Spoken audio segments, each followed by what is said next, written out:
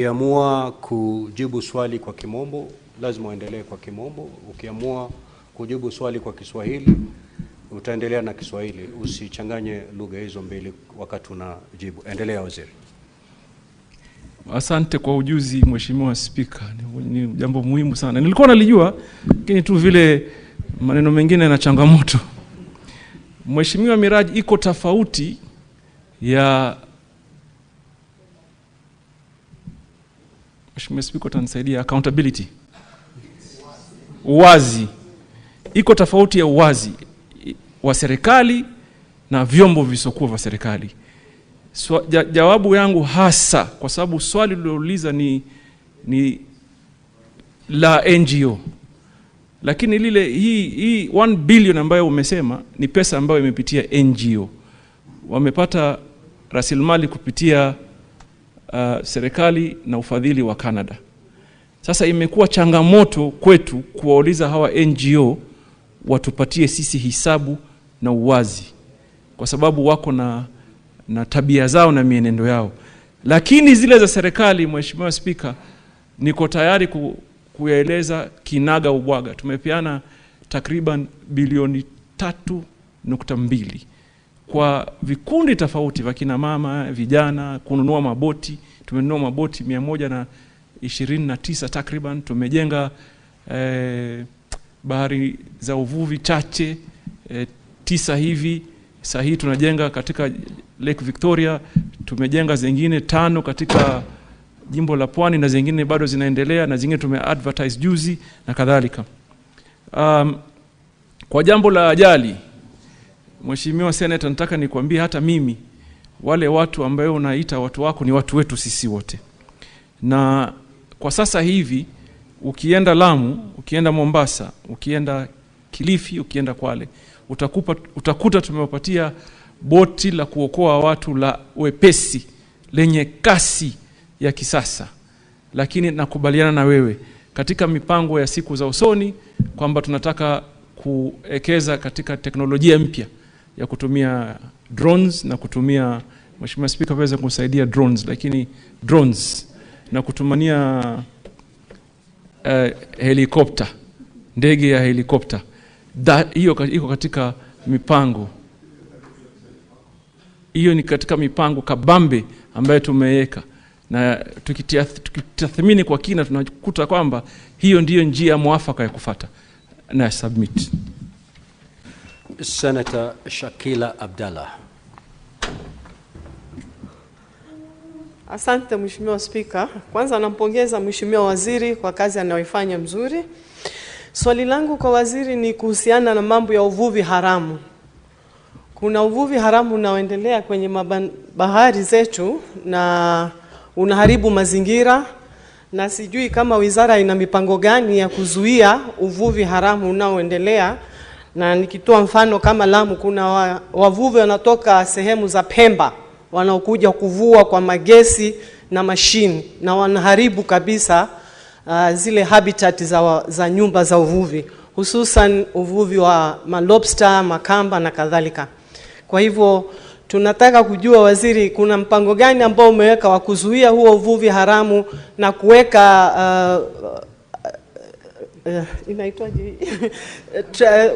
kuhakikisha watu wanafanya patrol katika bahari kushika wale wavuvi ambao wanafanya uvuvi haramu. Asante Mheshimiwa Senator Joho. Asante Bwana Spika. Swali langu kwa waziri, nikubalie nitumie Kiswahili manake kimenoga leo. Swali langu kwa waziri ni je, kwa sababu ufugaji wa samaki ni kitega uchumi kizuri sana, je, wizara imeweka mikakati gani kuona kwamba ufugaji wa samaki na uvuvi haufanyiki tu mahali tulipo na maziwa ama bahari, na kwamba tunawafuga samaki pia katika maeneo hata ya huku bara, labda kwa kutengeneza hii mabwawa ya kufuga samaki, ili kwamba pia wanabara wakawa ni watu wanaofuga samaki na wanaokula samaki. Je, mikakati ni gani? Asante. Senator Boy Isa Juma.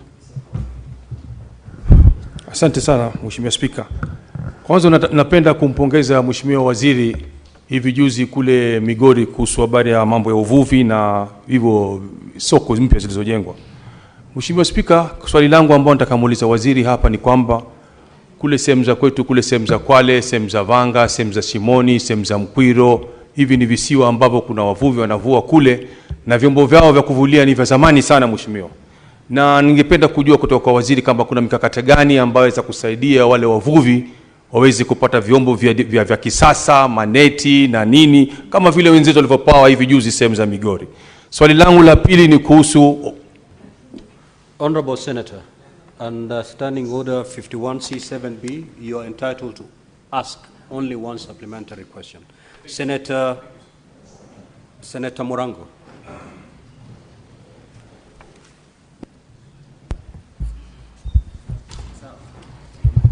Asante sana Mstahiki Speaker. Mstahiki Speaker, kulingana na order ya nakala ambayo tumepewa na waziri, kuangalia zile county ambazo ziliweza kupata kufaidika na ule mgao ambao ulikuwa umepewa, hata kama ilikuwa ni fedha ya mashati kutoka Canada. Kuna manziwa, baadhi ya manziwa makubwa, na mojawapo ni lile ziwa la Turkana, ambao pia wako na matatizo yao na wangependa kufaidika. Na kwa sababu hawakuwa katika order ambayo ni tuko nayo siku ya leo, mipango gani ulio nayo waziri kuhakikisha kwamba wale wenyeji wa kaunti ya Turkana na Marsabit ambao ndio wenyeji wa ziwa Turkana wanafaidika pamoja na maziwa mengine 23 ambao tulio nayo hapa Kenya? Asante sana Mr. Speaker. Senator Eddie. Thank you, Mr. Speaker. Proceed, we're short of time. Proceed, Senator Eddie. Mr. Speaker, in the language you're comfortable with. Proceed. I'm not sure whether Senator Newton has just proceed to ask the question, Honorable Senator. Thank you, Mr. Speaker, and I want to thank the CS for great work that he did in the last 1 week in the counties that comprise the blue economy of Nyanza. And while I know that this question was addressed in journalistic conversation and rally conversations, apart from the good thing that he's doing there, I wanted to ask the CS, is there a budget and a strategy for having to make sure that there is proper equipment on the issue that Senator Miraj asked about accidents that we are seeing across the country in these lakes and as well as the oceans, where fishermen don't have proper equipment to take care of themselves? Because, Mr. Speaker, it's not just proper to help them when they have capsized, but we preventing. The question has been registered. Thank Senator you. Chute. Thank you, Mr. Speaker. Asante sana Mheshimiwa Speaker. Watu wamepongeza waziri sana, lakini niko na shida kwa sababu mambo zote waziri ameongea ni kuhusu mahali pengine. Lake Turkana imesahaulika. Nataka kuuliza waziri, tuko na rasilimali Marsabit County, tuko na dhahabu ambaye inatoka Moyale, tuko na ziwa ya Turkana ambaye tunapeleka samaki kule Kongo. Ningetaka kuuliza waziri, atasaidia sisi namna gani kuhusu ziwa Lake Victoria, watu wetu wapate usaidizi ambaye wataweza kutoa samaki kwa njia ya haraka. Na watu ya Moyale pia wanalia, gold deposit yao iko huko. Kampuni imetoka hapa, kampuni imeenda kuchukua ardhi ya watu ya Moyale. Anachukua hatua gani kuhakikisha hiyo kampuni license imekuwa cancelled, waende mahali pengine watafute mahali ya kumine gold? Asante sana Honorable Speaker. Senator Tabitha Mutendo. Asante Mstahiki Speaker. Ningependa pia mimi kumpongeza waziri wetu, tumeona akichapa kazi. Ana swali langu ni rahisi, Mstahiki Speaker. Ningetaka kujua dhamana ya madini katika kaunti za Mashariki, haswa kule ambapo nimetoka, na pia mipangilio ambayo Wizara ya Madini inayo kuwezesha haya madini na dhamana ya madini katika kaunti ya Mashariki kuweza kunoga na kuweza kupanuka. Asante Mstahiki Speaker. Senator Morgo. Asante sana Bwana Spika. Ningependa kuuliza waziri juu ya uchimbaji wa migodi ama gold katika West Pokot. Kama anajua uharibifu unaoendelea kwamba shimo zinachimbwa kila pahali bila watu kujali kufunika, na ya pili wanapeleka mchanga. Senator Murgo, your question has been registered. Don't add another one. You're not entitled to that. Honorable CS, Asante. you may proceed to respond. You'll note that these questions are related, so I believe you can respond under 2 minutes so that we conclude this. Proceed, Honorable CS. Mheshimiwa Spika, maswali yameulizwa ni maswali ya muhimu sana katika hali ya kulinda rasilimali ya kitaifa. Na kwa ujumla tu nafasi ya rasilimali isipotumika inaweza kutumika kiuharibifu.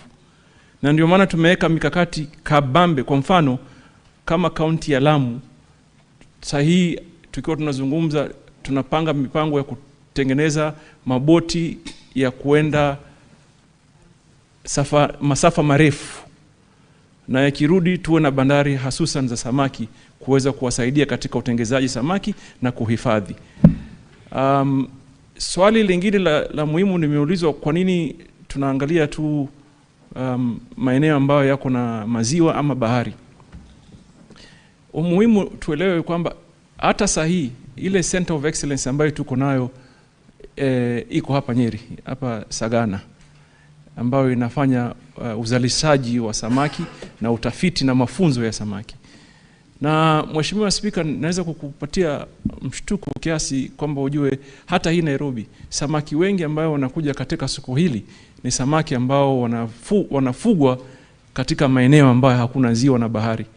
Na ile habari mzuri zaidi, siku zingine nitawaalika katika maeneo ya Kakamega na niwaonyeshe vile watu wanafuga, kina mama wanafuga samaki na baadaye wanawapeleka katika kiwanda, wanatengenezwa, wanakuja katika maeneo haya. So rasilimali ya uchumi wa blue, Mheshimiwa Spika, ni kubwa sana. Na ukweli wa mambo ni kwamba hatujawahi kuipatia kipaumbele ambacho kinastahili. Lakini sahihi tuko na mikakati kabambe ya kueleweka. Kwanza kuwapatia uweza wavuvi na jamii zinazoishi katika maeneo hayo, na kuwafunza jamii ambao zinaishi katika maeneo tofauti mbinu na namna za kuweza kupata faida katika maeneo haya. Mheshimiwa Spika, hayo ndio yale maswali uliuliza Kiswahili. Sasa ingine ni Eddie had asked a question on budget and strategy and equipping, particularly in the area of Lake Victoria in matters rescuing and searching. I want to assure you that our ministry has a budget. We have a contractor on site. We are building the first state-of-the-art search and rescue center in Kisumu, and we are going to equip it with equipment that will fit into the demands of the moment. So I realize, and I have had a conversation with a lot of critical players in the industry, and the number of our fisher folk that we lose every year is shocking and unbelievable. And we cannot attempt to deploy the same strategy and achieve different results. So you are right on developing a strategy that works, what would work today. So air rescue is critical. I had already directed, and the President is in concurrence with our plan, that we must deploy air rescue in the Lake Victoria and in the coastal region, of our Indian Ocean. Mr. Speaker, we have a responsibility of ensuring we secure our valuable resources as a country. Blue economy is one, and mineral is the other. For far too long, we've had a lot of illegal activities in all those areas. In Pokot, for example, in Turkana, in Migori is even worse. In Kwale, in Taita Taveta, in Tarakanidi here, where we are blessed with critical future minerals. We have people all over the place doing some illegal activities.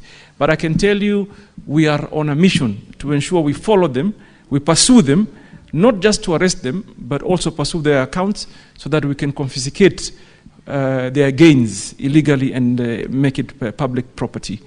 We have completed our area geophysical survey. We know our occurrences as a country. We know which means we have, where they are. What the ministry is doing today is a narration on our ground truthing. The asset in terms of value, in terms of viability, and whether it makes sense for a larger investment. So I want to assure the House, Mr. Speaker, is that we have a plan, and we are sticking to the plan, and we are executing the plan. Where we need to possibly reform our laws, I'll come back here and consult with my relevant committees. My chairman, Eddie, a wonderful young senator from Migori, a man that I know very well. We work well together. We will work to ensure that at committee level and the Senate we engage to reform so that we meet the current demands going into the future. I submit, Mr. Speaker. Thank you so much, Honorable CS. Honorable Senators, we'll terminate our interaction with the CS at that. Honorable CS, you may leave at your own pleasure. Thank you. Thank you, Mr. Speaker. We will now move to question number 001.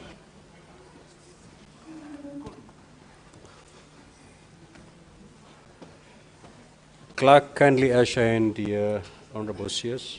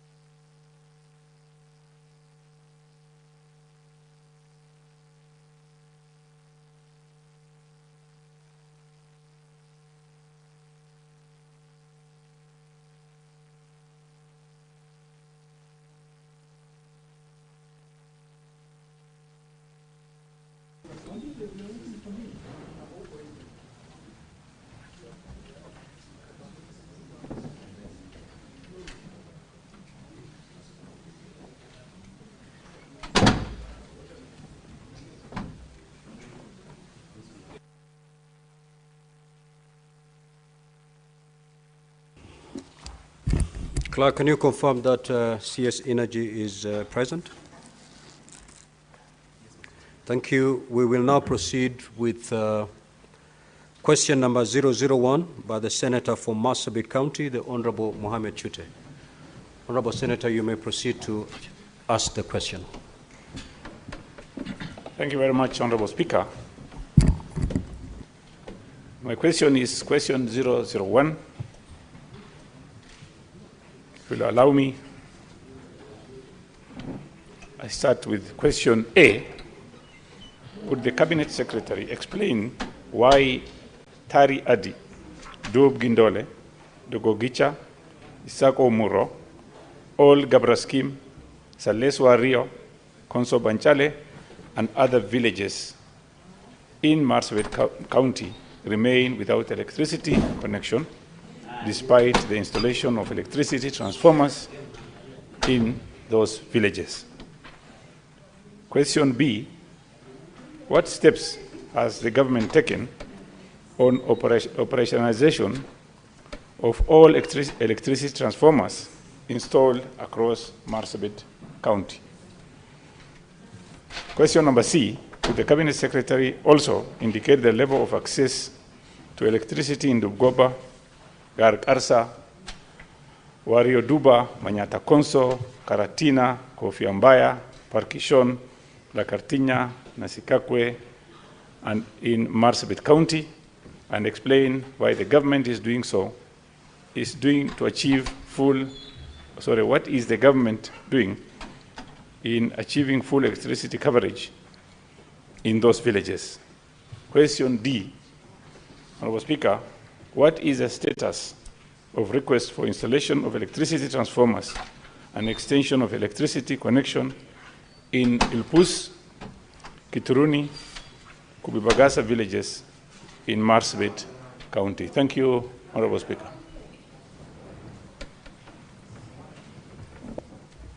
Welcome, Cabinet Secretary, and please you can proceed and answer. Thank you, the Honorable Speaker.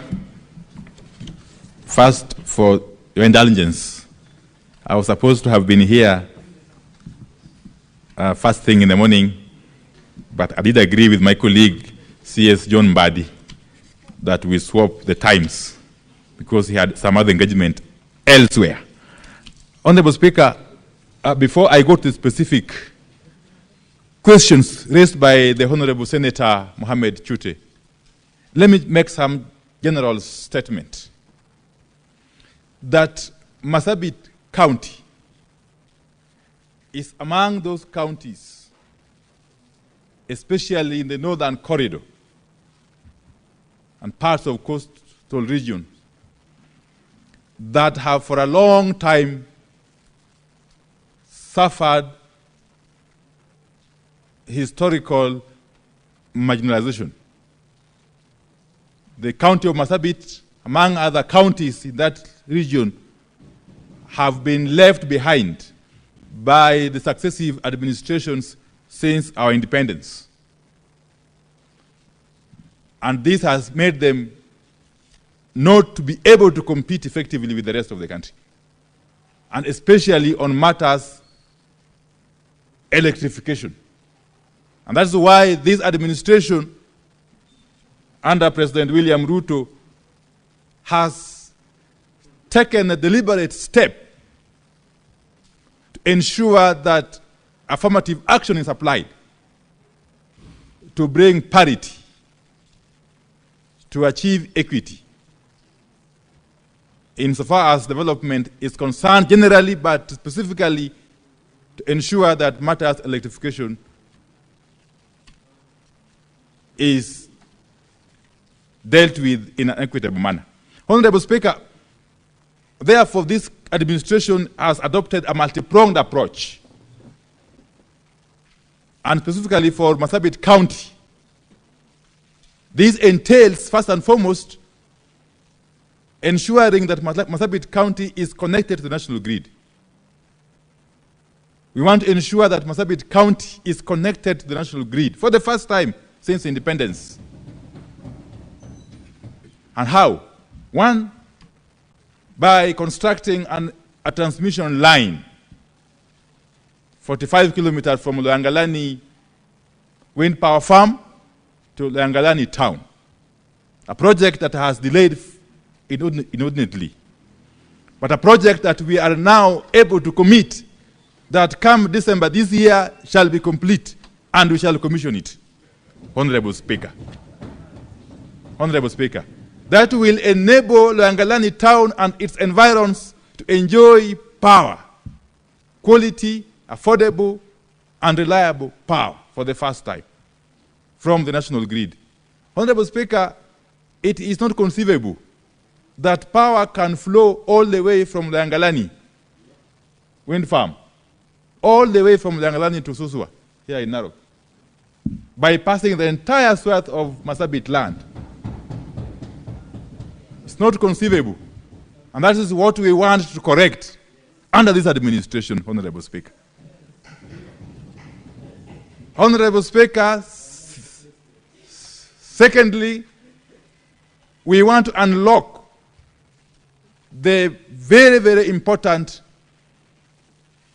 transmission line project that runs all the way from Langalani to Marsabit and equally from Isiolo to Marsabit. By doing so, we shall actually made it possible for power from the national grid to extend to most parts of Marsabit County. That project, which is being financed by Exim Bank of India, is at the tail end of actually conceptualization. What has delayed it a bit is just the matter of the scoping, which had to happen. And we are more than convinced, because as we speak, Exim Bank is going through the paperwork. And we are more than convinced that before the end of this year, we shall do a groundbreaking. That is another commitment I want to make. To not only Senator Mohamed Chute, and not only the people of Marsabit County, but to the people of the Great Republic of Kenya. Honorable Speaker. Honorable Speaker, Marsabit County, which is comprising of 4 constituencies, that is Saku, Moyale, North Hor, and Laisamis, has got one of the most interesting disparities, if I may call it so. Because in terms of access to electricity,